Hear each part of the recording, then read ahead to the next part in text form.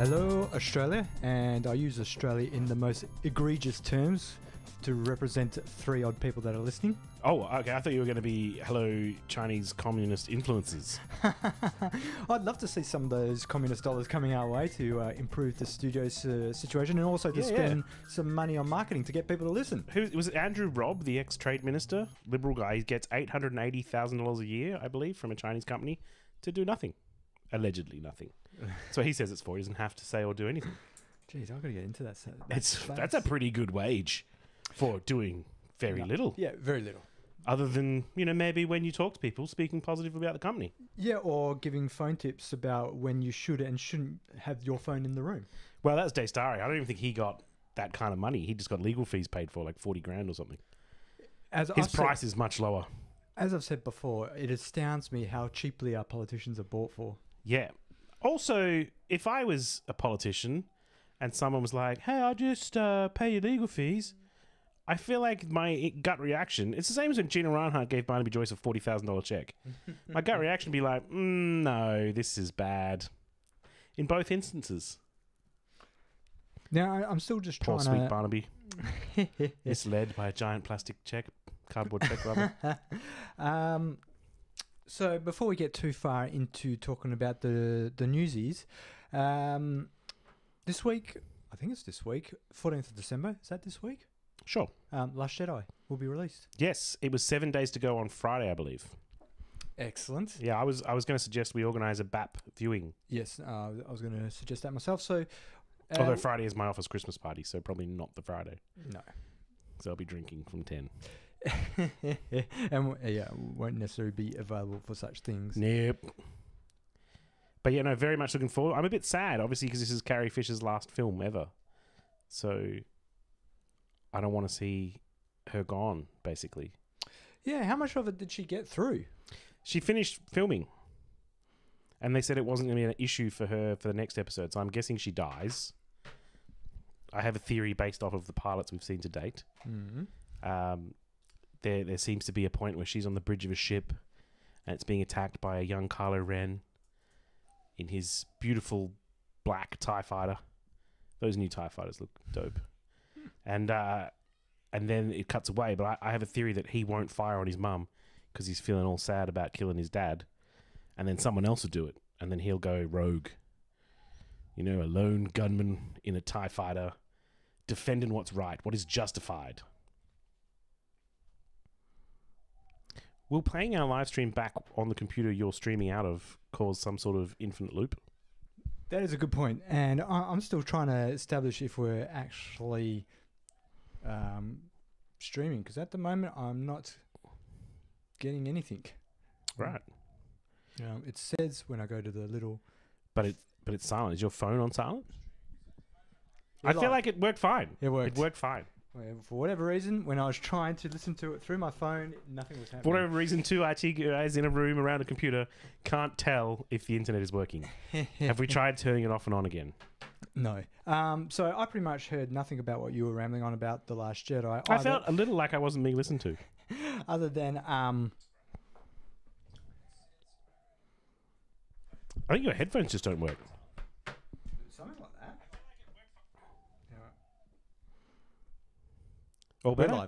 It's all working. I can now assume that those 3 people and maybe a communist influencer can hear us and decide to pay us 880 grand a year to talk about the beautiful beneficence of Beijing and China in general.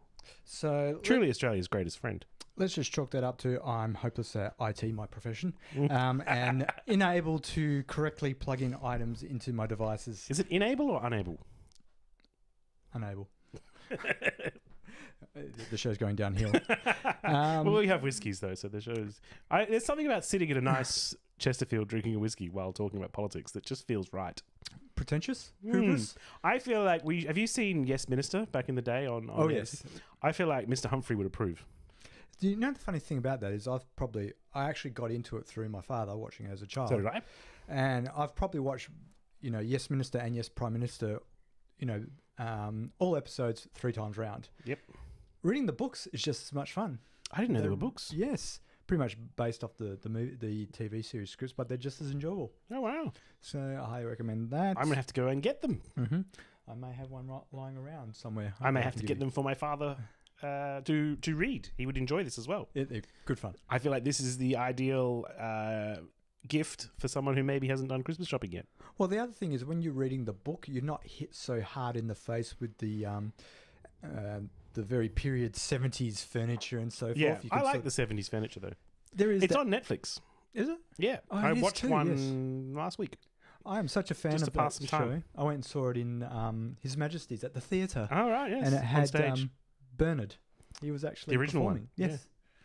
I can't remember what role. I don't think he was doing Bernard necessarily. I can't remember.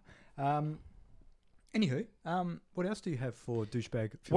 What else do I have? I have what I have been watching this week is The Orville, and the season is done. Mm-hmm. However, as I know you are a watcher of The Orville, I don't want to spoilerize it. Okay. I will, however, say that I am very sad to have to wait at least 12 months for more. Mm-hmm. I could go more right now. It's been really good. It's been a fine ride, and they've done good stuff with this first season. And I'm blown away at what Seth MacFarlane can deliver outside of The Family Guy, which got tired for me.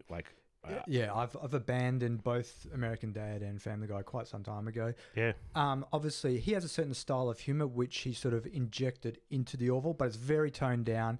And I mean, what he injected was pretty weak, but 90% of the other parts of the show are brilliant. Yeah. So you're not put off by the mediocre humor that's injected from time to time. Yeah, no, I mean, there's definitely certain characters have certain senses of humor, and I can't remember the ginger-haired pilot guy, but he's the one that has Seth MacFarlane's purest form of dick and fart jokes. And sometimes it works. Sometimes it works fine, and other times I'm just like, get this guy off the scene. But one of my favourite parts is when, and this is a huge dig at Gene Roddenberry and the scriptwriters of making references to 19th century American history, and everyone else goes, "What are you talking about?" Yeah, like Arbor Day. Yeah. No, they do that throughout. It's good, and I appreciate that little dig. Yeah, I like that a lot. I like it a lot. They do a couple other things that I liked, where they said there was one. It was in the early episode where he says, "Space is mostly empty, so we'll just have to take our chances," and they go flying straight into something blindly. And I was like, I like that.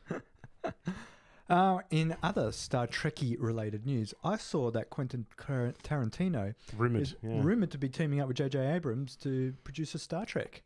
I don't know how I feel about that. Don't get me wrong, Tarantino, I love his work as a writer. Actually, wait, I love his work as a director, mostly. His later stuff hasn't been as good as his earlier pieces for me. I agree with you, and I hope he can be a broader, director and scriptwriter. I don't want to see Star Trek Pulp Fiction. This is what worries me. That we'll get...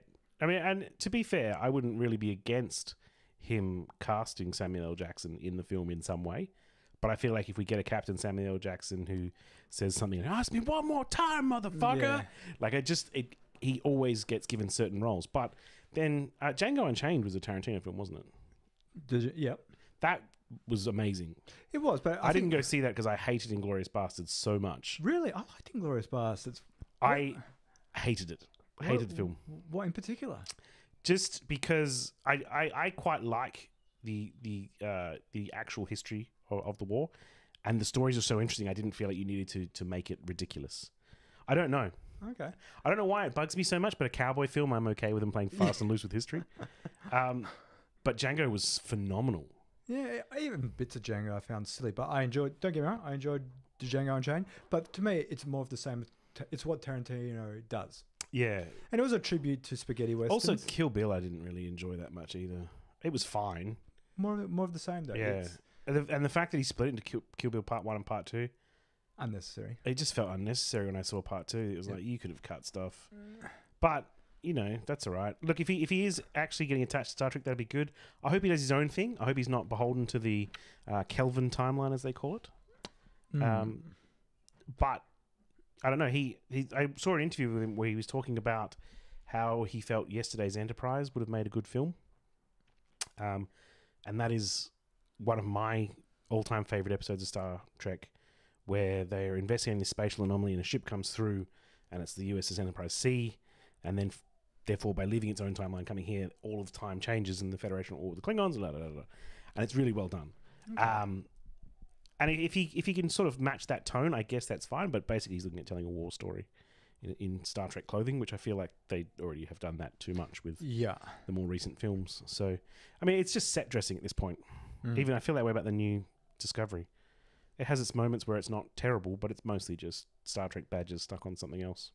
Now, are we halfway through the Star Trek Discovery? Yeah, there's more of it coming next year. I'm not watching it. I'm done. I said that after the pilot, and I made it to the end of the first half. I'd like to see them get to the end of the season and go, that's the end of this timeline. We're going to move on to a different story. Yeah, it was originally pitched as an anthology series. Yeah, novellas. Yeah. So maybe they could do that. The hassle I have is there are a few things that they just can't undo very easily. I don't know. I don't enjoy having it not be an ensemble show. Like, I actually like it when I'm watching the Orville and they have an episode and it's a Bortus episode or it's an Alara episode, or like, it's just nice when they have an episode or an Isaac episode. It's just good to have a different central character as the focus at different points in time, because you get to know everyone as sort of rounded characters rather than just seeing them all through the eyes of one particularly heinous and unlikable individual. I don't know. I think they jumped the shark on that one for me. Plus, I find no chemistry between her and Tyler. She has no chemistry with anybody. Yeah, and which is it's not like a surprise if you watched her in The Walking Dead. Yeah, no chemistry. So I don't know what people are seeing in her as some great actor.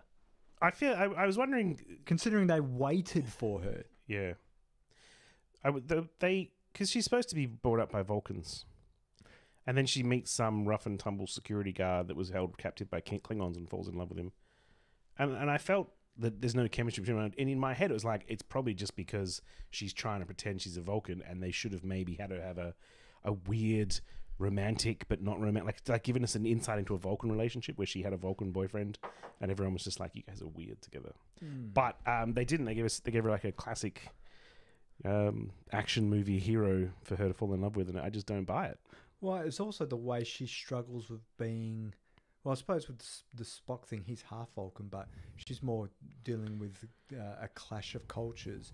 But, I mean, it's like the go-to is, I'm just angry. That's how I deal with this, rather than let's have a different take on how you would sort of address this weird Vulcan culture, but you're also tied to human culture. Would it necessarily make you just an angry person? I don't know. I mean, they could have had some interesting commentary on transracial issues, but they didn't. They just...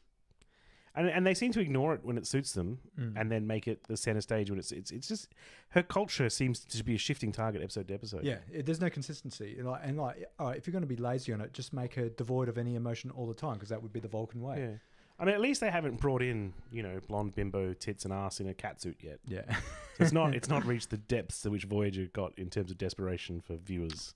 I think the only character they've brought in that is really interesting is the captain. Yeah, I like him. I also like, on the bridge, there's a woman who's like a bit domino colored, like she's black and white or black and grey. Doesn't even have any roles. Sometimes she just turns around with a shock look on her face.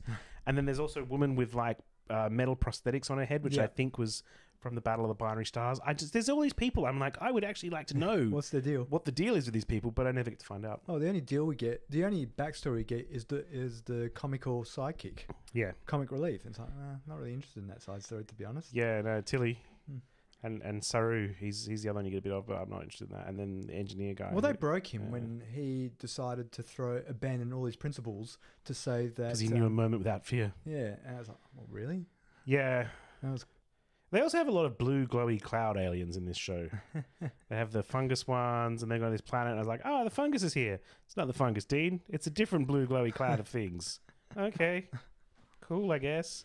Yeah, look, I don't know what they're going to do, but Tarantino could be interesting for Star Trek. I think he'll be interesting to Star Trek if he can take this as an opportunity to not be Tarantino. Do something different. I would actually really like to see him do like he does with spaghetti westerns, but with the 60s era Star Trek uniforms, sets, like actually do a Tarantino film that is in like what Black Mirror's doing. Yeah, exactly. Black Mirror's good. Yeah, I saw the trailer. There was a Star Trek one. interesting. Yeah, I think that would be my personal preference for what Tarantino could do. And preferably don't even mention Kirk or Spock or Picard or Cisco. Don't even, just do your own thing. Yeah. I think Star Trek spin-offs do their best when they just do their own shit. Yeah. Like Deep Space Nine. Deep Space Nine predominantly did their own shit. They had Picard there in one episode. They had Worf obviously transfer over, which is fine. He did become the center of the show eventually. Yeah. And they had a few other bits and pieces. I didn't mind. They had Jonathan Frakes guest star at one point as Thomas Riker. I didn't mind that. And then they had I think they may have even had. Did they have Q show up in season 1? I forget. There was. I know Voyager has definitely had Q show up. Yeah. Just do your own thing. Yeah. Show us Strange New Worlds and do your own stuff, and it'll be fine. Your Star Trek audience is going to be able to deal with not having direct references all the time. We get it. It's the same universe. Yeah.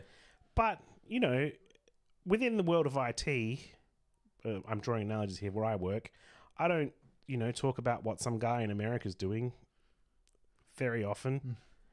Sometimes I might talk about Bitcoins, at a push.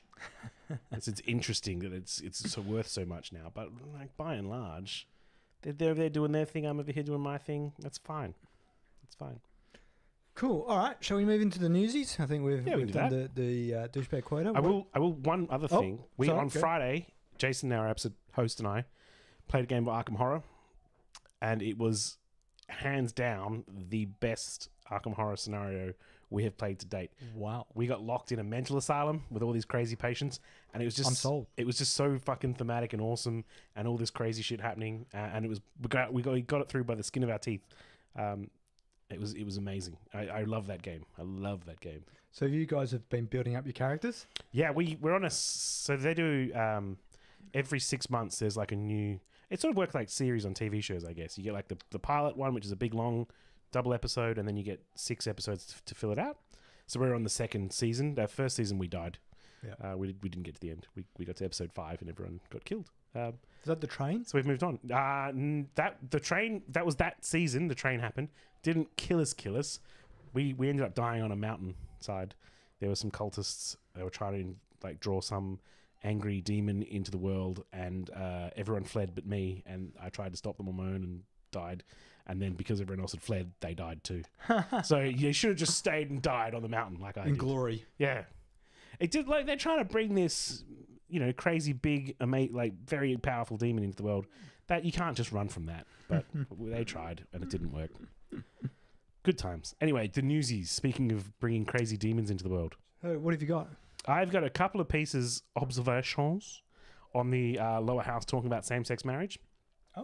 I've got a little bit about Dear Malcolm, and then I've got a brief update. I'm going to start with the brief update.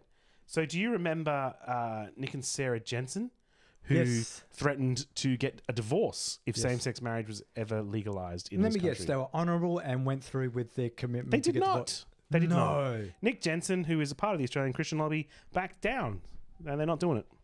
But it's all right because Christ forgives, I guess. So you make crazy, outlandish statements, and Jesus has got you back. So some solemn promises, you stick with some solemn promises. You do, right? Well, I don't know. Maybe that whole till death do us part thing, maybe that's optional for him too. Clearly, he doesn't put a lot of value in their marriage because he's not willing to, discard it like it means nothing to him. Yeah, who can tell? Well, I'm glad there were people out there that remembered their little promise and followed them up on it.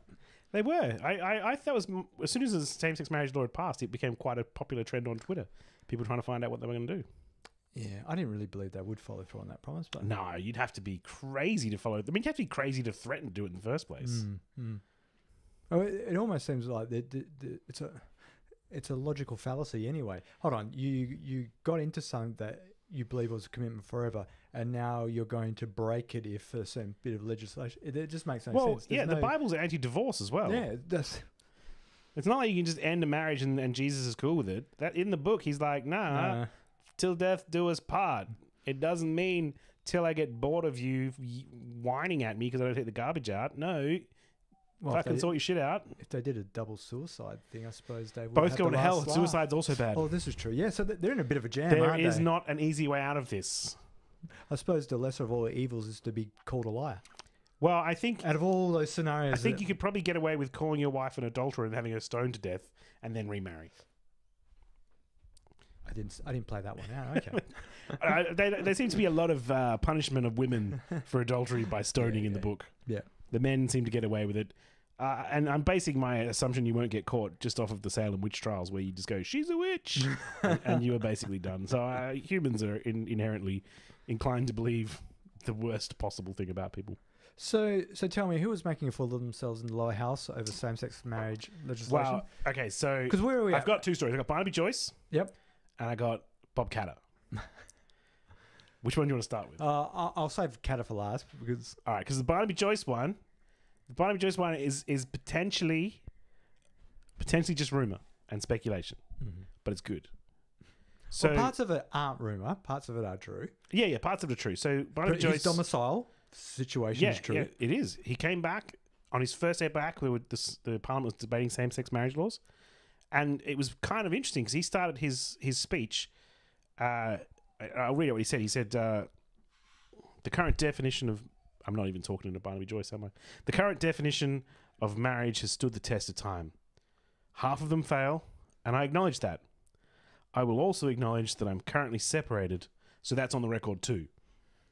Which I thought was a very weird way to start any kind of a speech about same-sex marriage, but I'm guessing he didn't want to be called a hypocrite.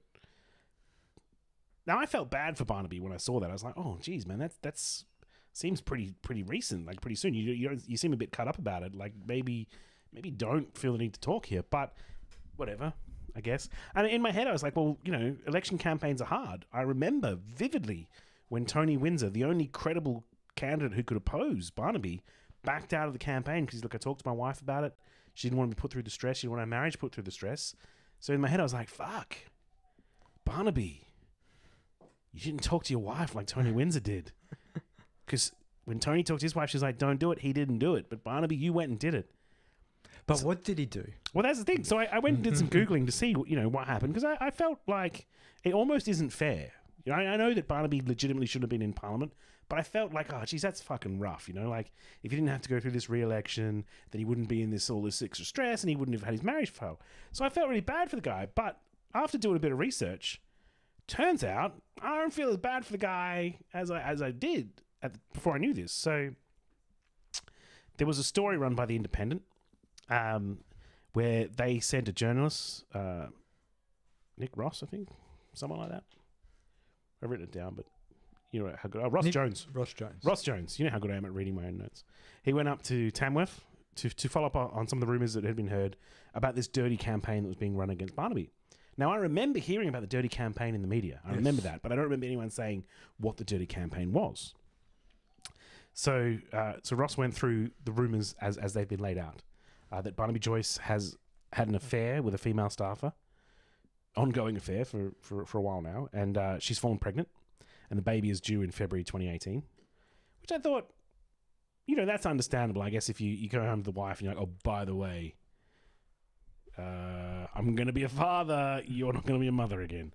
That would upset someone, Again, Jesus, pretty clear on infidelity and adultery. Not a big fan. Not a big fan. When his wife learned about this, she kicked Barnaby out of the house, and he has been residing at his sister's house ever since, including throughout the election. That's why. So that's the part that's Natalie wasn't at his side. He is residing at his sister's house. Yeah, that's the part. And he's split from Natalie. He's told that to Parliament. So that is all known, I guess. The record. The bit that's not so much on the record, the bit that I found the funniest, is that a young woman who is assumed to be his daughter was seen driving a campaign ute up and down Peel Street in Tamworth. Peel Street is the main drag. She was using the megaphones on top to encourage people not to vote for her father, not to vote for Barnaby Joyce. I don't know what she said, because when Ross Jones went up there to try and get interviews with people, as soon as the town found out he was from the media, they basically refused to talk to him. Yeah, which is quite interesting how they locked down. Yeah, well, it seems to be, and the case he made is that basically the National Party run Tamworth. Like if you upset people within the party, they're everywhere in the town. And you could face a bit of social exile. So I thought that was strange. I also thought it was really, really strange how no one in the media actually ran any of this as a story. I vaguely recall, and I could be wrong here, I vaguely recall I think it's Bill Shorten had a child out of wedlock as well. One of his staffers. Did he? I'm gonna have to Google it. I'm pretty sure. I mean, you could Google it now, I guess. Oh, I can. I'm very curious about this. I'm pretty sure that this is not uncommon when people are in Canberra away from their families for long periods of time. It is somewhat common. He might have just had an affair, to be honest, as well. I don't know. I'm pretty sure there's a kid, but so I mean, Barnaby, the great giant beetroot that he is, though, is not the most attractive of men. Not that Bill Shorten's particularly attractive. I don't understand the appeal in either of those cases. Well, this is what's coming. This is what's coming up when I do a quick Google search on Bill Shorten adultery. Yeah. It says here, Labor's MP Bill Shorten has left his wife for the daughter of Kevin Rudd's newly appointed Governor General, Quentin Bryce. This was back in 2008. Okay. Yeah, look, I'm pretty sure that it would be... Oh, and here's a rumour here. Has Bill Shorten got one of his staffers pregnant? That's from a... Yeah, I'm pretty sure it's actually the daughter of Quentin Bryce that he was unfaithful to. Mm. Oh, okay. Because I remember because he was in a bit of hot water because it was basically the Governor General's daughter who he had an affair with and that could potentially, that's an awkward situation for a government to be in. Wow. This is just when Bill was a minister. He wasn't actually the head of the party. No, I'm surprised how lucky he is with the ladies. Well, I'm also surprised that these kind of things within Australian politics, the media sort of ignores them. If this was American politics, they would not be ignored. When you were saying you were wondering why the media, particularly in a heated campaign, didn't air this, I was trying to hark back in my mind when was the last time the media went to town on a politician's private affairs. And Troy Buswell, WA, Adele Carls, definitely. More in terms of his egregious acts rather than his infidelities necessarily. I guess. I mean, to be fair, his acts did get pretty fucking out of hand. Yeah. Like crashing into whatever it was, 14 cars while driving home drunk. As opposed to, consensual adults. Yeah. Activities. I'm assuming though that if you're a politician, you're working really long hours. If you're a politician staffer, you're working really long hours. Your opportunities to meet people is probably pretty small. And after a couple of whiskeys, Barnaby Joyce starts looking less like a angry beetroot and more like a sexy beetroot. Well, the other thing, talking about the beetroot, was Ross Jones. Now, he couldn't substantiate these. It was more innuendo and rumoured that he was quite the grabby type of politician when it comes to ladies. And after he's had a bit of booze, didn't mind getting quite... Yeah, Barnaby does enjoy the booze as well. I've read that. Quite aggressive with the ladies. Tony Abbott, wasn't proven. Tony Abbott enjoys the booze too. I don't have a problem with politicians who like booze. My favourite story about Tony Abbott, Tony Abbott's gone on the record to confirm this happened, was that he and Kevin Andrews were having some drinks in the one of the bars at Parliament House. I can't remember who was retiring. Someone was retiring. And Tony had gotten so pissed that he slept in his office on the couch and then missed the entire next day's sitting of Parliament. Yeah, because that just recently came out. We had to cop to that one. Oh, recently came out. I think he admitted to it recently. Yeah. Yeah, and he missed an important vote at the time. Yeah. He did. Because he's too pissed. One of us. People were banging on his door trying to get him in to come in. He's like, "Fuck off! I'm sleeping." Well, it shows you that circling all the way back to the New England by-election, Barnaby Joyce, he's only human. Yeah. Well, I mean, I guess the rumours will be fully confirmed if in February he has a new kid. Well, that he cops to anyway. But going by, I imagine if he doesn't cop to it, it might wind up in the Women's Weekly sort of things anyway. Well, it seems like the people at Tamworth aren't too forthcoming. So. I'm a big believer that someone's behaviour outside of their job doesn't necessarily reflect on their ability to do the job. I agree, except when it proves them a hypocrite. Then it is relevant. Yeah, I mean, there are certain things. I mean, with Troy Buswell, the first time it happened, he was done for... I mean, he's either done for shagging Adele Carls, or maybe it was chair sniffing first, or bra snapping, or... So, anyway, whatever it was, when it first happened, I was like, look, just like one bad lack of judgment doesn't... And then when it got to the point where Colin Burnett stood him down, he was crashing into cars on his way home and smashing into his own front gate. At that point in time, I was like, look, it does show a lack of judgment on his behalf. I can see why you would have to be rid of him at this point, but It was a real shame because I've spoken to some people who had interactions with Troy Buswell in a professional manner, and he's they great. said He's apparently he was brilliant. Yeah, His ability to grasp new concepts was amazing. Like he'd be presented with a new piece of legislation, for instance, and he'd come back with 25 really sensible questions for someone who's a layperson on that particular topic. So I agree. I mean, that's why Colin Barnett, kept around as long as he did, but just obviously, couldn't control himself. However, in the Beetroots case, if he wasn't so obsessed about promoting traditional family values, he's a traditional Catholic person. It's like, well, now your private life is a bit relevant because you're suggesting that other lifestyles aren't pious and moral. And hold on, you don't follow that path yourself. So this is where that becomes relevant for the public domain. Well, I mean, Barnaby was one of the, I think it was 9 MPs who abstained on the vote, walked out. And to be fair, I've seen a lot of people on Twitter and Facebook, bitching and moaning about these people abstaining and walking out and not having the courage to stand for electorate. I would rather they walked out and abstained than they voted no. I'd rather they were big enough people to vote as their electorate wants them to, but if they're not, the next best thing they can do is just stay out of the way. Yeah. Andrew Hastie, one of them too. Andrew Hastie? Yep, abstained. Obviously, Tony Abbott. The Murdoch press went mad over Tony Abbott walking out and abstaining, calling him a coward.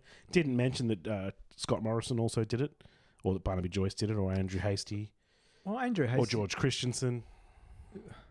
I do think there is room for criticism that there is a bit of cowardice shown there when you've championed so hard against it and then refused to show up to have your name on the record as an opposing vote.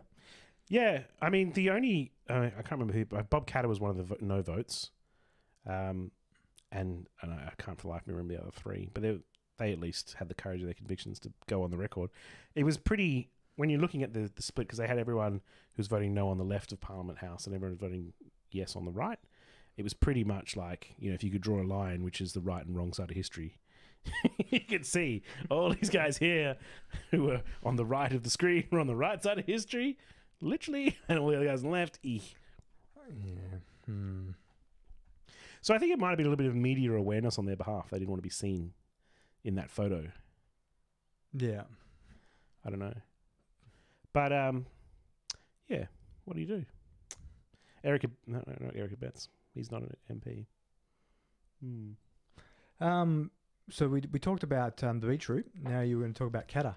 Yeah. He was making nonsense on the floor, wasn't he? The final speech of Parliament. Well, Tony Abbott tried to delay the process as well, didn't he? He did. He tried to add an amendment that would require it to wait until the new year, I think. So he did that and then pulled an absenteeism vote. Yeah. I think he just... I mean, I suspect that Tony is he's genuine in his belief. I think Tony believes that it's immoral as per his religion. I think he genuinely believes that. I don't agree with him, but I at least think he's trying to represent that view. Well, get the fuck out of the government and go back to the seminary if you want to play morality games. Yeah, maybe. I mean, when he gave an interesting speech that he doesn't agree with the passage of law, but he was very much looking forward to his sister's wedding, which I thought, as part of me, I was like, that he's growing as a person. Like slowly, he's getting there. Like he's understanding that this means something to someone he cares about. Maybe there's hope that he might come around and decide. How does that work? He's going to go to her wedding where it's public knowledge that he doesn't believe that the institution should welcome his sister and her kind. Yeah. Or any of her friends, probably. There's probably a large number of gay people there. They must have a very interesting relationship. I hope that his sister has the presence of mind to invite Astrolabe to be the MC for the wedding, so you can have another opportunity to punch that cunt in the face. Look, I'm sure that growing up as a member of the LGBTI community, you've grown used to people having negative views towards who you are, and you just find mechanisms to deal with that, to still interact with people who purport that you're a lesser human than they are. I imagine it would hurt when it's your brother. Yeah. I don't imagine she's okay with it. I mean, she's probably used to it, but yeah. But like I said, the fact he's going to the wedding, I think would probably be seen as a positive, maybe, by the family. That at least he's publicly said he's going. Like it's not like he's, going to try and sneak in a burqa or something, so no one can see him. He said he's going to be there. which I thought was lovely. So Bob Catter's final speech, the final speech of the day was Bob Catter. And it was, eventually he got cut off. I don't know if he had a point he was trying to make, because he got cut off. But in the 15 minutes he spent trying to get to wherever the hell he was going, he covered a number of topics. These are just the ones I made note of. So he talked a little bit about, democracy being about the will of the majority, and then also the dangers of the tyranny of the majority, which I thought was a salient point, because I feel this way about our offshore internment of refugees. Yep. That just because the majority is okay with this doesn't mean that it is in any way okay. Bob Catter talked... His example he gave was not that one. The example he gave was about Barabbas when the crowd chanted to free him instead of Jesus. That's an example of the tyranny of the majority, I guess. An example? It seems a little bit hyperbolic. Was he able to bring it back to the case in point? No. Right. No, that was just... He was like, I forget when this was. It was either in the year 7 or 11. And in my head, I was like, no, Jesus wasn't only 11 when he was put on a cross. He wasn't 7 either, Bob. Like, you are way out by decades. Centuries. Let's take a few steps back, though. He's citing the tyranny of the majority. Yeah. Which generally... I just don't see how he's drawing this boat. So hold on. The case in point is we voted on granting a privilege enjoyed by the majority to a minority for equality. Yep. And that is tyranny of the majority. Yep.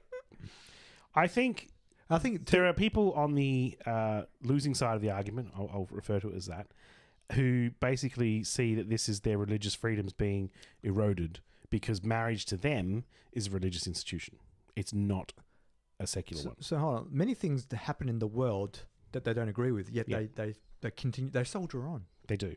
Onward, Christian soldiers. I'm yet to see how people totally external to their family unit has any impact on the definition of what their family unit is. Well, it got worse than that. That was not...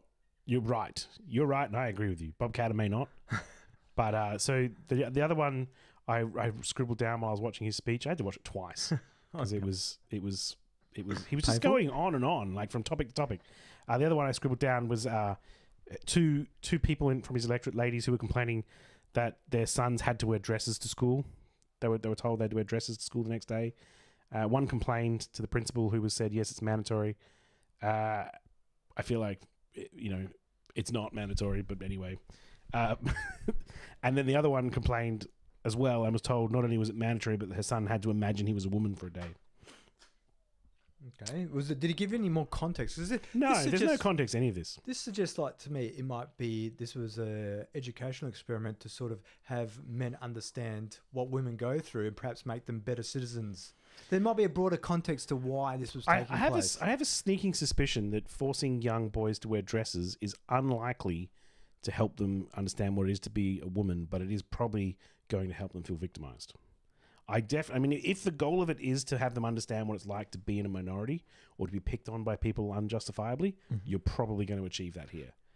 I don't think we should be encouraging bullying, but I suspect that's what this would be doing. I would suggest that perhaps Bob Catter was taking taking liberties with the facts, because I agree that I'd find it hard to believe that a school would make it mandatory that all males wear dresses for a day. Yeah, I find it very hard to believe. And if any school tried to do anything I disagreed with, I would not obey the law. They're just, you're a teacher. Even if you're a principal, you're a principal. Yeah. Where you're gonna expel my child? Fine. You're a dick about it. and if you're going to expel my child over something trivial like that, I'm probably going to be a dick back to you. And there's probably going to be legal repercussions. I have no doubt that this would just it would have just fallen apart if someone had challenged it. But anyway, it was a counterexample. Another one I wrote down, gay blood donations causing AIDS. There was a point in time where the gays wanted to be, I think he called them the gays, he may not have, where they wanted to be equal to other Australians. They demanded the right to be able to give blood like every other Australian, and as a result of that, 72 children got AIDS. And it was linked back to these donations from these men, all but 4 of which were either gay or intravenous drug users. He seems to lump them in as the same thing, so the gays inject drugs like they inject cock in their ass. And then the other 4 were living at a person at risk, which he assumed meant a gay man, not a drug user. So that was pretty crazy to listen to. He also made mention of someone in his electorate whose son was gay, and he had to write a condolence card to the mother because the son got murdered by his gay lover. I think the implication he was going for there was that gays kill people too. It seemed to be more like he was saying that there's more likelihood for gays to commit murder, but I feel like the stats don't back you up on that. Most violent actions are undertaken by husbands against their wives. Or perhaps... I mean, domestic violence alone. Perhaps it wasn't the crime that was the issue, is the fact that he had to give a condolence. Maybe. Was the uncomfortable part. Yeah, I don't know. Yeah. I mean, we all agree that murder is a problem. Yes. We agree that murder is a problem. We're with you on that, Bobby boy. We're not with you on it being exclusively a gay problem. The stats aren't with you on that either. A lot of murders happen to people who are not gay. Yes. Domestic violence is a problem in the straight community. Domestic violence is a bigger problem. And yes, gay men do suffer from domestic violence. Glad you highlighted that, Bob. It is true. It happened. Domestic violence is a problem. He didn't seem to have a lot of problem with lesbians, by the way. There was nothing where he brought up were about women. It was all about men who slept with men. Which I felt maybe there's just no lesbian murders. Maybe he's not aware of lesbians. Maybe there's an underserved market there, and we need to get some lesbian murderers in to sort that out. He talked about how ultimately this was 3.5 million years of evolution versus 60 years of being cool. That none of us would be here were it not for the genetic programming that encouraged our parents to breed. In my head, I was wondering what Bob Catter Sr. looks like when he was banging Bob Catter's mum, but I don't know. Bob Catter's a very strange-looking fella. He also talked about, this is back to the tyranny of majority, where he was talking about how, we're supposed to have freedom of speech. People are supposed to say what they want if they disagree with something. But Tasmanian priest is going to jail for speaking out against same-sex marriage. I meant to look this up. I didn't look this up. I don't know who it is going to jail. He also talked about, go out there. You ask the doctors who conscientiously object to giving abortions, if you can find any, like the implication being that they were no longer doctors because they disagree with it so much they left the service, rather than, maybe doctors are okay with that. I don't know. I don't know. I feel like, doctors are there to serve a medical need. And they have a very clear-cut job. It's not about, I don't want to do that. There's elective surgeries where you can be like, I'm not doing that. But for other things where it's like, you're working for the state says this needs to happen because of da-da-da, well, that's fine. That's your job. We have to listen to Bob Catter. It's our job. He's covering a lot of ground, Dean. He did. He talked about how Christianity defeated communism, which he referred to as the most dangerous ism which I thought was interesting. He hasn't read a lot about history, has he? Or a lot of Jesus's teachings, really. Jesus was not big on money changers or bankers. No. He didn't like that. He was big on loving thy brother, treating them nice, and helping feed the poor. I thought that was interesting. I'm always discomforted when Christians we defeated communism. It's like, what? Heavy J was largely a communist. And then he also talked at some, and I was reading an article, I don't remember hearing this, but I was reading an article, he was talking about declining birth rates in this nation, which if you take away the non-Indigenous, non-migrant Australians, the birth rate for white Australians, basically is what he's saying, is bottoming out. And something over the next, I think it was 25, 30 years, there would be 7 million of us left rather than 22 million. I'm okay with that as well. We do have a population problem in the world. And not just that. Who says that white genetics need to persist? Why? Why does it matter? Aside, he's trying to assert that the LGBT community is hampering birth rates. And I'm afraid that's not Well, then they are, because they're not, two gay men aren't going to give birth. But I think there's married or not, they were never going to give birth. Of course. And they're a small percentage of the population. Yeah. They don't affect the birth rate. No, well... They're never. They can have surrogacies and stuff, but it's going to be the same amount of births with or without marriage. Whether society accepts them as a part of the community or not, they're always there at around the same percentage. Yeah, there's no doesn't matter what's happening legislatively, they're always there. The gay community is always there in the same amount of percentage. So birth rates are not affected by what's happening in that community. No, and again. It's other factors. A culture of a nation, this is the broader point I was trying to make is, the culture of our nation is not about the color of your skin, right? He ruled out the first Australians, the Indigenous Australians. That doesn't seem fair. Like, if you're going to talk about Australian culture, that's a large part of it. Should be a large part of it. But even if we wind up, 25, 30 years from now, and Australia is down to, the white Australians only being 30% population, so what? The larger culture of what it means to be Australian won't go away. It's interesting you've mentioned this, because I've had discussions with people who feared the decline of the white gene, and I challenge them saying, why does it need to survive? And they don't really have any cogent retort to that statement other than a look of shock, as if it's just but by mentioning the statement that the white race is in decline is explanation in itself.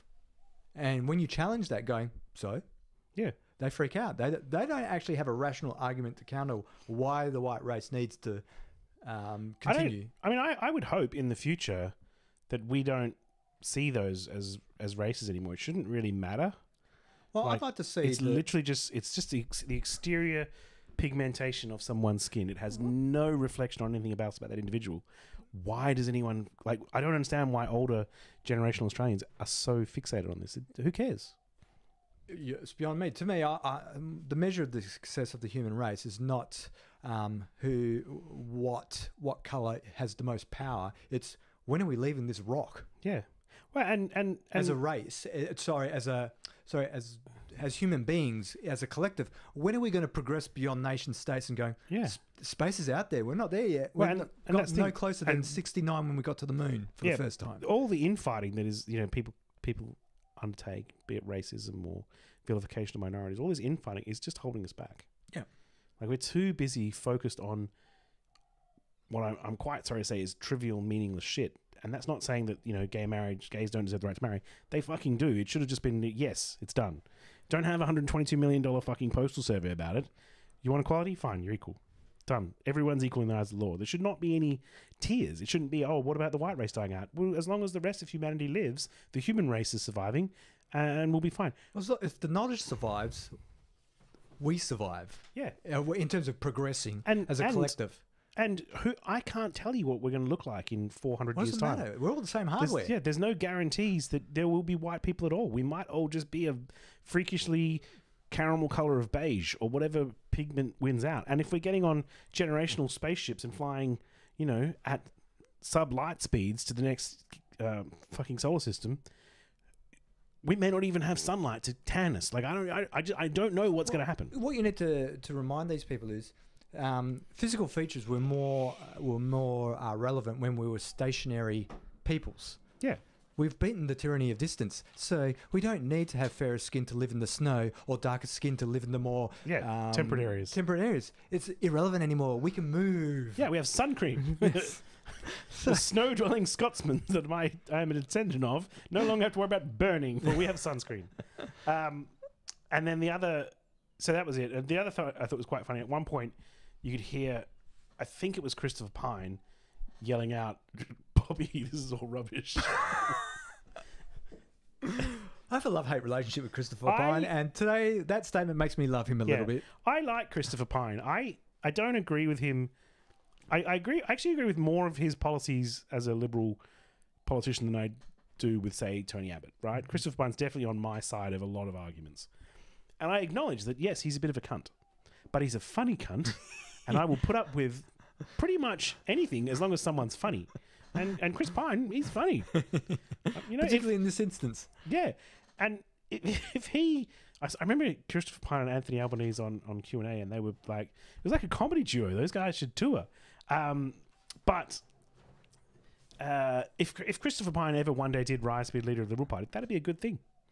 That'd be much better than Peter Dutton or Scott Morrison. I don't know. I'm not ready to make that call. I've been disappointed many times by people who have risen to become, in place of leadership and disappointed me bitterly. Yeah, but he's the fixer.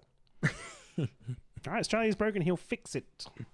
So that was my two stories about the recent political debates. The only thing I've got left is a little bit about we alluded to it earlier with Chinese communists influencing Australia. MP Sam Dastyari. Yeah. Was it Senator or MP? He's a senator at the moment. Senator. He may not be for much longer. Might have a place in the commissariat. Yeah. He make a good diplomat. He could be China's envoy to Australia. Did you have any more to say on Sam? Oh, no. Okay. Well, what I thought was interesting was that Malcolm Turnbull this week, when I would have thought he would have just taken the win for what it was, you know, like he's got same-sex marriage over the line. He's a bit... People don't loathe him as much as they used to. He's had a bump in his news poll numbers. He's got a royal commission into the banks that he didn't want to do. Yeah, he's had a royal commission in the banks he didn't want to do. But he was fronting the media in a war of words with Beijing after China complained that... Well, after Malcolm complained that the Chinese Communist Party was trying to influence our national politics, and then China suggested that he was poisoning relations between the countries. Fucking yeah. And then Malcolm, because he was trying to get domestic wins, like he was just trying to be popular domestically. Snatching defeat from the jaws of victory. Yeah, it was just painful to watch. So like, Sam was doing a good enough job in his own Yeah, stinking just stand back ship. and point. When someone's like, Malcolm, what's news today? He'd be like, fucking check that out. Have you seen old... Well, if you were going to front up the crease, you could have just kept it as, look, we're going to have to put some new legislation in about foreign influence, leave it at that. But he got a bit too specific, where he didn't need to. He got real specific. I mean, most of the other talk up to that point in time, they'd managed to avoid naming one specific country as someone they were worried about, because let's be honest, there are probably people out there that are advocating for US interests against Australian national interests. UK interests? Or, UK interests. European Union interests? I mean, Barnaby Joyce could be well advocating for Kiwi interests. Who knows? But I think the register of what they're proposing, this register of influence or foreign interest register, is a really good idea. Yeah. But I actually think what I'd also like to see in there, okay, this person's working, taking donations from communist China. That's interesting. I would also like to see, this guy's taking all this money from Gina Rinehart. Yes. That's interesting. Or, this guy is taking a lot of money from, the banking sector. The banking sector, or like a manufacturing union. Like if someone suddenly starts passing laws that impact on people who are giving them money, that's of interest.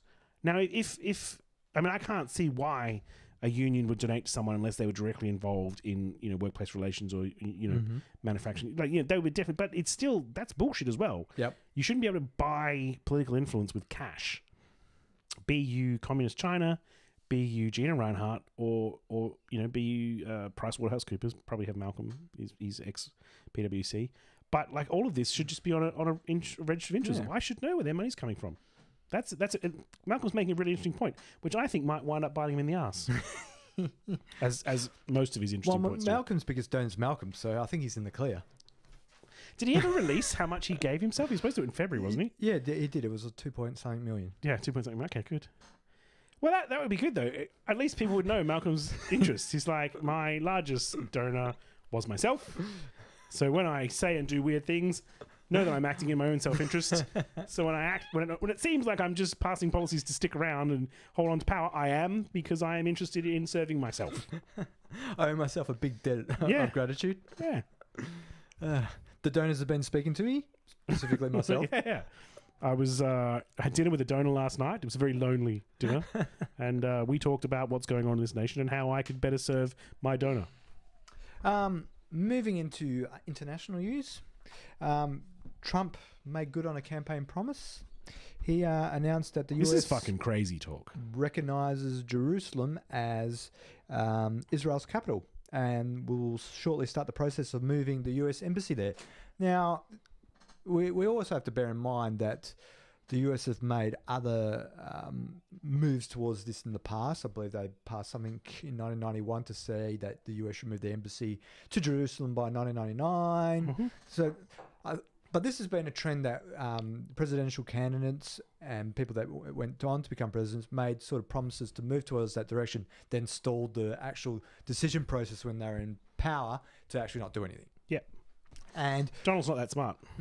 Not, and from this sort of, well, it didn't really help, but the US always wanted to purport themselves as a neutral arbiter in the peace negotiations between more like Palestine. Strong friend of Israel, but yes.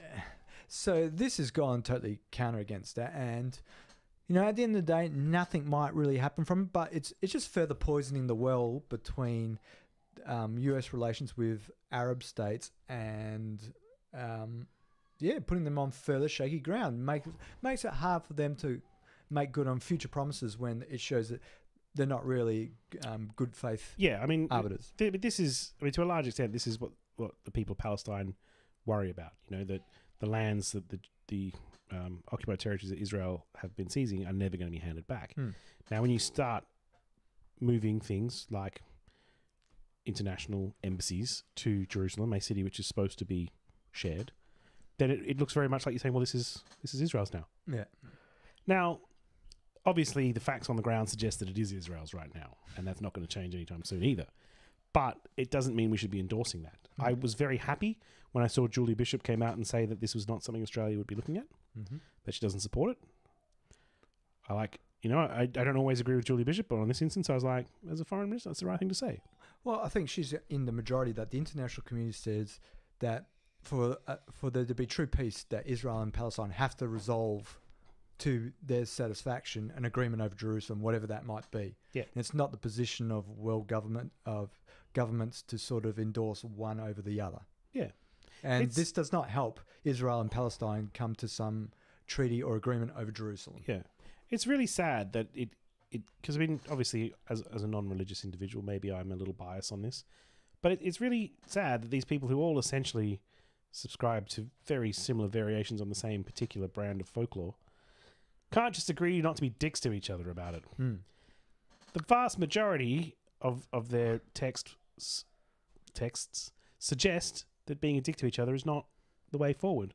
Well, the other thing is that it's not the majority of Israelis that want to be dicks about this issue. It's a small hardline faction led by one Benjamin Netanyahu who maybe rides the ultra-nationals pony on this one. I don't have a lot of Jewish friends, but the ones I do have are all very pro-Israel and its right to exist. And I haven't actually talked to them about this issue of, you know, should that be the capital or not? But I wouldn't be surprised if they were on side with yes, that should be the capital.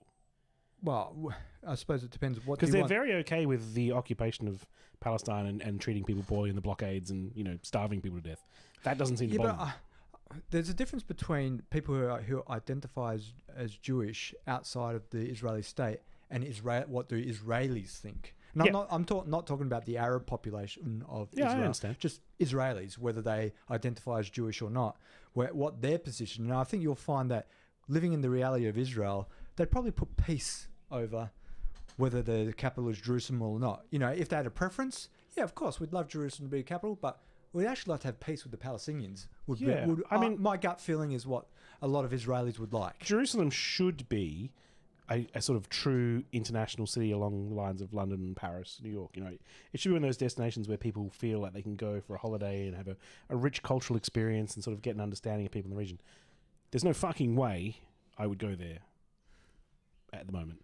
Much like I feel like I would like to go to Istanbul as well, but no fucking way am I going to go there either. I feel like they're doing themselves a disservice. You know, the longer they take to sort out their grievances from 1969, the longer it's going to take to actually become what they can become together. They're neighbours. They're doomed by history to be neighbours. They may not like each other, but they need to find a way to work together. Because currently the Israelis are the Palestinians' jailer. Yes, but they're still neighbours. They've surrounded their house with attack dogs. I'm not buying the neighbours analogy, sorry, Dean. But they're going to be neighbours forever. Short of starving every Palestinian to death, which they seem to be okay with. They're going to be neighbours. Like, you have to get along. You have to be civil. I agree. I don't think the path to peace is what Israel is doing at the moment. Now, I don't think Benjamin Netanyahu will take them to a path of peace. No, I don't. Unfortunately, he kowtows to a segment of the Israeli population who doesn't believe in peace with the Palestinians. It may be a generational issue. You may just have to wait for enough older Israeli men to die. Perhaps, but they've got a... Well, no, I don't. That's not necessarily the case here with Israel. The Orthodox community has got a pipeline of youth coming through. So it's not a matter of an older generation. It's how do you prize the grip of a minority dictating politics in Israel? Don't know. Be interesting. Because the Knesset's very interesting. They're not like a traditional duopoly of parties. The governments are formed by several parties. Yeah, And proper it's not coalitions. consistent. Yeah. Yeah. So, and at the moment, traditionally, Palestinians have found it a hard path to get representation in the Knesset. Yeah. Even though, But because, yeah, I mean, ideally, I think the large reason why people are proposing a two-state solution is because even though the Palestinians are surrounded by Israel, they're quite numerous. So if you have a single-state solution, there would be a problem because they would vote a lot. yes, So you can't have them become a part of a Jewish state because then you might find that the Jewish people are no longer in control of Israel. well, the way Israel would see a single state would be to have second-class citizens. Which is not the way it should be. I mean, you do get Arabs within Israel as well, but you couldn't really absorb all of the Palestinian people without it being something of an issue. And I completely understand the historical significance as to why the Jewish people feel the need to have a Jewish state that they control. I get it. Holocaust is bullshit. I can understand why you need to have somewhere you can call home and know is safe. But the Doesn't Palestinian mean people deserve the same you thing. get to commit a Holocaust of another people's. Yeah, You don't get a Holocaust pass. Yeah, the Palestinians deserve the same thing. Somewhere they can call home, somewhere they're safe. And they don't have that right now. No. And it's not just a matter of why don't the Palestinians just move into another Arab country? The other Arab countries don't necessarily want population en masse rocking up into their country. And let's not forget, a lot of the countries around there have taken in significant numbers of refugees who they continue to maintain in camps. Yeah, no, it's a large issue, and I don't think it's going to be resolved anytime soon. No, well, and much to my depression. And Trump's actions aren't going to expedite that in any way, shape, or form. Yeah, I'm not sure that's his goal. I mean, I think it's a diversionary tactic. Yeah, maybe. He wants to look decisive on something that doesn't really have, on something that has a lot of positive press in the US, has what he sees as minor impact on the global stage. Yeah. Well, he's not really having the impact he was hoping to have with North Korea. Wasn't as easy a problem to solve as he thought. No.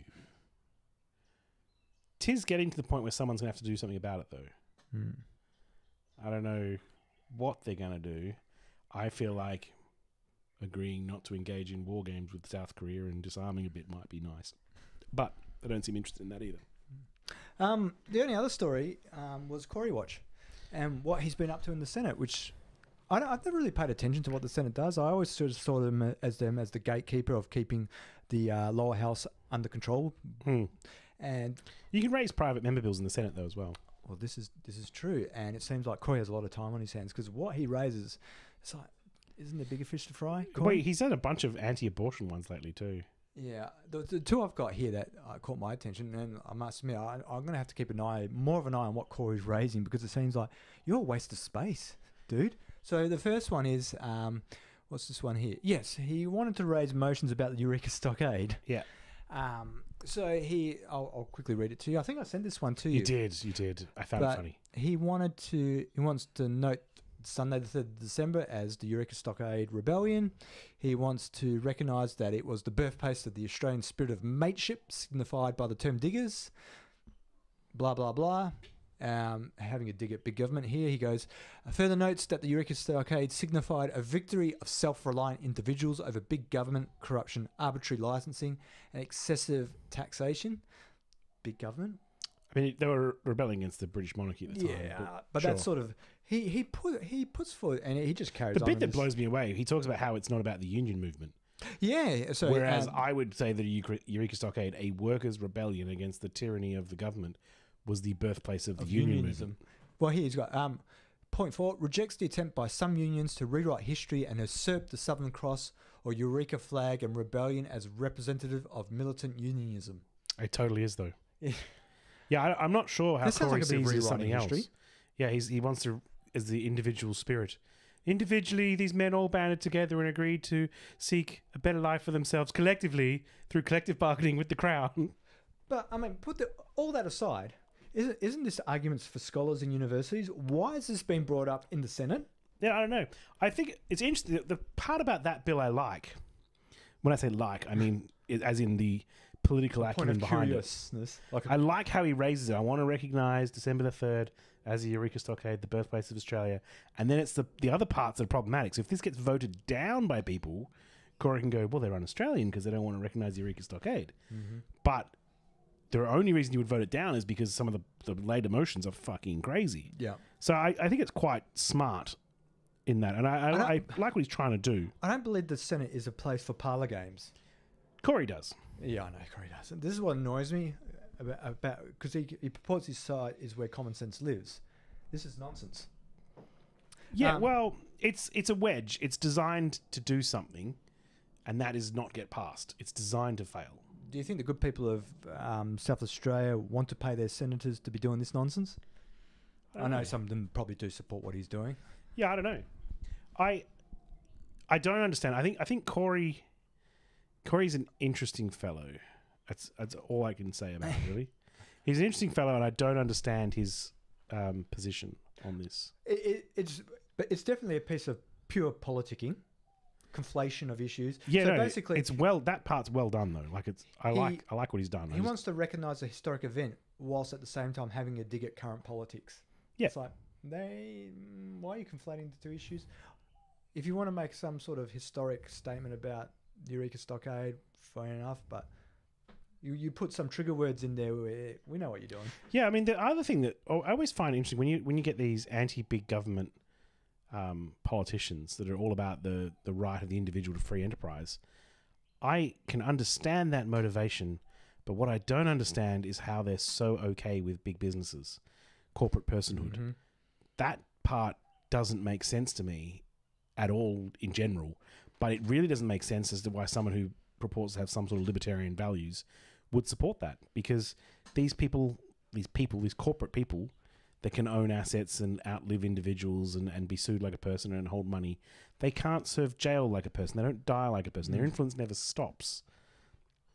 They can't be held to account. Basically. It can't be held to account properly. So if Corey was like, taking this position, but also was anti-big business, I'd understand it because it sort of almost makes sense.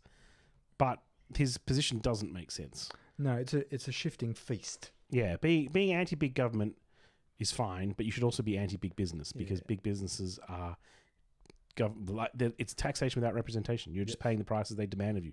Apple charge ridiculous amounts for their products because people will buy them, not because they're worth the money. And that is just as egregious as any other. I'm happy for king people abusing his power in the past. I don't have a problem with people paying top dollar things. I just like to see them taxed appropriately. I think that you should get what you're paying for. And as much as I think that design elements are nice, I don't think that they're worth the premium people currently pay for them. I'm saying this as you're looking at a Mac, and I appreciate that I'm implying that device isn't worth what you paid for it. It is. I agree. It's just... But there's that, and I also would argue, though, that not only are we being gouged, which I think is a separate issue, there's a choice of... a freedom of choice in how you want to waste your money, but they shouldn't be allowed to escape taxation, which they can't. No, big businesses, they shift themselves around to pay money in jurisdictions where it's easier to get off. I just, part of me feels like if we had more sort of franchise-based businesses where individual companies branded together under a logo, but they were still owned by individual people, I would feel comfortable with that. Like if you... A collective. Yeah, like a collective, like a cooperative. If you had an issue with McDonald's Midland, you could sue McDonald's Midland, and the rest of McDonald's might come to their defense. That's fine, but it's still a collection of individuals who can be held accountable for their actions. Whereas in the current system we're in, you can sue McDonald's, but you're not going to ever send anyone to jail. No. They might make a big payout, but for them, which for you seems like a lot of money, but for them it's insignificant. Yeah, and ultimately no individual is held to account. Yeah, and I don't think that is a positive. No. But it's definitely the society we live in. But Corey seems to take the counterpoint somehow on that. He takes such strange points that make no sense. So he's always constantly going how pro-Australian he is in terms of what he wants to champion. He wants to concentrate on domestic issues, and then he comes out saying how he supports the US's decision on recognising Jerusalem. Yeah. It's like. And I actually, when he tweeted this as part of the Australian Conservatives, a lot of the comments were against him. even from his base, saying, we're not really on board with you on this one. And what has this got to do with Australia? How does this make my housing more affordable? So I think he sort of missed the mark with his base on that one. I know I'm guessing, we know he's Christian, and he might be sort of wrapped up in that sort of evangelical idea that for the second coming of the Messiah, that Israel has Jerusalem to fall. has to stand. Well, it has to stand then fall. Mm. Something like that. It has to become whole and fall or something. So that... Yeah, the protection of Jerusalem is important to evangelical Christians, which again is fine. I'm not against, I don't think the city should be razed to the ground. I just think that it should become a true international multicultural society, and that means the city has to be accessible to people from two groups, and maybe they need like a small EU kind of thing, where we have free transit across the zone between Israel and Palestine. And people can come and visit Jerusalem, and that's fine. Doesn't matter where you're from. And I think there are better examples forward than what they're trying. Swinging back to Corey, he's had been up to more nonsense. This is another motion he moved forward. He notes that the 5th of December 2017 marked the 45th anniversary of the swearing in of the first Whitlam Labor government. Okay, thank you, Mr. History. Also notes that spending as a percentage of gross domestic product, and then he's got point form for here. I don't know why he led it that way. Soon after Mr. Whitlam's swearing in, rocketed from 18.9% that financial year to 24.3%, the year that Mr. Whitlam left office. Had been reduced to a lower than that level when the first Howard government left office in 2007. Now sits at high levels when Mr. Whitlam left office at a budgeted 25.2% and projected blah, blah, blah. Last point, expresses its in principle support for legislation measures that will help chart a pathway to budget surplus achieving by reducing spending and waste, not by increasing taxes. What's he rambling on about? Yeah, it's weird. He doesn't make any mention as to why spending went significantly up during Goff's years, because he decided to put in universal health care, make university education free. Which it should be. Mm-hmm. So no, we'll leave that part out, how all those things he did benefited the voter. Well, it actually benefits Australia. I mean, the universities being free, for example. It is of benefit to the nation to have a well-trained workforce who can do modern day jobs. Well, and well-rounded citizens. Well, and if someone needs to retrain, say you're a coal miner in America, and you're worried that the coal jobs have gone away, and you need to retrain. In the States, you're facing a serious bill to go to university and get an opportunity to not do what you're currently doing. So you're somewhat trapped. Mm-hmm. I don't want to see Australians wind up in the same position. I genuinely believe the top two things we can invest in is health and education. Yes. If you look after people, it doesn't matter what they need. You just look after them. It's the right thing to do. And with education, we want to give people the flexibility to change careers. There's nothing wrong with you having 3 or 4 different careers over the course of your life, if that's the path your life takes you, and that's what provides best for your family. And by investing in you and providing you with an education to get a career, we're ensuring you can continue to pay taxes. It pays for itself. Yes. Now, Corey obviously has an issue with that. Once again, this comes down to the right to free enterprise of a man. I believe we should be providing people with the education so that they can have that right to free enterprise. They can do what they want to do with their lives. We just disagree. Yeah, well, I mean, he'd probably also disagree with us to the notion of what is a self-made man. I don't believe there is such definition, because everyone, to get anywhere, you need government infrastructure, all these things that you cannot self-provide to make your own successes. I mean, if Corey happens to hold a university degree, I don't know if he does or not, but if he holds one, he got his for free. Yeah, probably. Or I think he's only a couple of years older than us, so no, I think he might have been caught with the hex. Okay, if he holds one, then he would have got one for essentially free. Yes, very cheap. I definitely... I mean, look, it's just a difference of opinion, I guess, but when it comes down to it, I would rather spend money on health, education, transport, safety-related issues for policing, not necessarily multinovas that, just raise revenue, but those basic needs should be serviced by the government. infrastructure stuff as well, like telecommunication networks, gas pipelines, water pipelines, all of that stuff. Access But to markets. if you want to provide Australians with a real future, the way you do that is with education. Yes, and don't lumber them with debt before they even enter the job market. Yeah, and if you want a decent surplus, you provide people with education so that we have opportunities outside of primary industry, so that we have growth generators in our country. I mean, there was a whole bunch of South Australia have just got that Tesla battery, which is fantastic, but we used to have a renewables industry where a lot of the scientists left Australia to go work for Tesla when the Abbott government came in. Now, I thought you were going to say the turtle government. yeah, the turtle government, yeah. In some respects, it It was works. quite turtle-ish. The onion-eating turtle government. So, I mean, we could have had that same technology, but built with Australian jobs behind it rather than American jobs. And I feel like that would have been a good outcome. And the same is true for a large swathe of renewable energies. We are uniquely positioned with a shit ton of land and a shit ton of sunlight to be leading the way in photovoltaic cells, to be leading the way in other renewable technologies, also nuclear power. We have a lot of it, and we should be taking advantage of that. But the transforming economy of the future is not going to be digging shit out of the ground. Nope. Those jobs are going, and we're doing nothing about it. And it's a real shame because we have natural resources like sunlight that we could be taking advantage of and building the economy of tomorrow. And yet the Conservatives are just shuffling deck chairs around on Malcolm's Titanic. Well, I think we're almost at the end of the show, mate. We've been waffling on for quite some time.